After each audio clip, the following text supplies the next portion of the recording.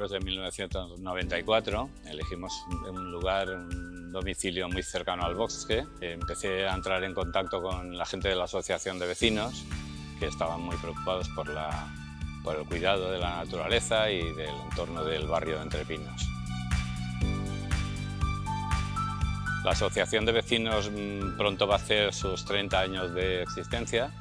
Yo ya llevo al frente de ella como presidente pues, casi 22 años. Nuestras actividades van orientadas tanto como a fomentar la convivencia de los vecinos como para mejorar la calidad de la situación del vecindario, ¿no?